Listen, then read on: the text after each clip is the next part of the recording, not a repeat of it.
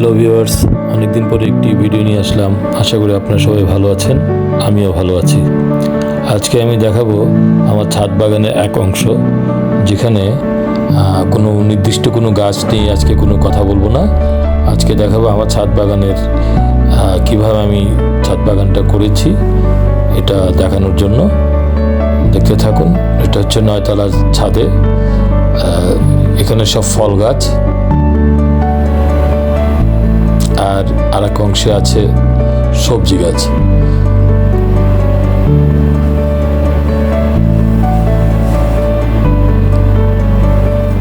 অনেকেই দেখতে চায় আমার ছাদ বাগানটা পুরোটা, তাই এক অংশ দেখাচ্ছি। পরবর্তী ভিডিওতে আরেকটা দেখাবো। ভিডিওটা অনেক বড় হয়ে যাবে, তাই হয়তো আপনারা অনেকে টেনে টেনে দেখবেন, তাই ছোট করে দিচ্ছি। দেখতে থাকুন।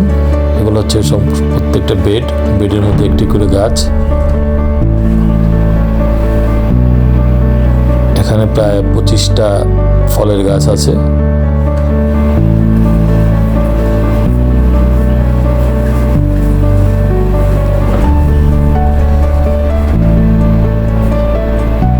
বৈশাখ মাসে যে গরম, এখন যে গরম বর্তমানে ঢাকা সহ বাংলাদেশের প্রতিটি প্রান্তে যেই গরম, এখন আমাদের প্রত্যেকের উচিত যার যার অবস্থান থেকে একটি অথবা দুটি করে গাছ লাগানো ছাদে অথবা বেলকনিতে, যাতে করে অক্সিজেনের অভাবটা কিছু কমে এবং ঢাকা শহরে যে পরিমাণ গাছ থাকার কথা ছিল 15%, যেটা পরিবেশবিদরা বলে, সেই আনুপাতিক হারে এখন নাকি 7% মাত্র আছে। সো এর জন্য অনেকটা দায়ী গরম। হ্যাঁ, আমরা বড় বড় গাছ কেটে ফেলছি রাস্তা থেকে, কৃষ্ণচূড়া গাছ কেটে ফেলছি। দেখা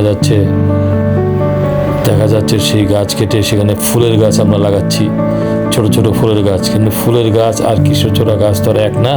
কৃষ্ণচূড়া গাছ হচ্ছে অনেক বড়, সেটা অনেক বড় জায়গা নিয়ে বড় হয় এবং অনেক জায়গা নিয়ে সে ছায়া দিতে পারে এবং তার অক্সিজেনের পরিমাণটা অনেক বেশি থাকে। অথচ আইল্যান্ডগুলোতে দেখছি বড় বড় গাছগুলো কেটে ছোট ছোট গাছ লাগাচ্ছে, ফুলের গাছ, সৌন্দর্য বর্ধনের জন্য। কিন্তু এটা আমার মনে হয় না এটা ঠিক হচ্ছে। এগুলা পরিহার করে বড় বড় গাছ লাগানো উচিত। আর আমাদের প্রত্যেকজন নাগরিক হিসেবে আমাদের একটি করে গাছ যদি আমরা লাগাই বা দুটি করে গাছ লাগাই, তো আপনার আমার একটি দুটি গাছে কিন্তু লক্ষ লক্ষ গাছ এই ঢাকা শহরে আবার দেখা যাবে এবং প্রত্যেকটা ছাদ বেলকনি সবুজে ভরে যাবে। এতে করে আমাদের অক্সিজেনের অভাব অনেকাংশেই মিটবে, দূর হয়ে যাবে এবং সবুজায়ন হবে ঢাকা শহর। এতে করে গরমের পরিমাণ কমে যাবে। আমি বিশেষ অনুরোধ করছি আজকের ভিডিওতে, আপনারা প্রত্যেকেই গাছ লাগান। এটা হচ্ছে গাছ আসলে এমন কোনো দামি একটা জিনিস না যে গাছের জন্য আমার হয়তো বাজেট ফেল হয়ে যাবে, তা না। আপনি যে কোনো নার্সারি থেকে একটা আপনার পছন্দ মতো একটি বা দুইটি গাছ 50 টাকা বা 100 টাকা দিয়ে লাগান।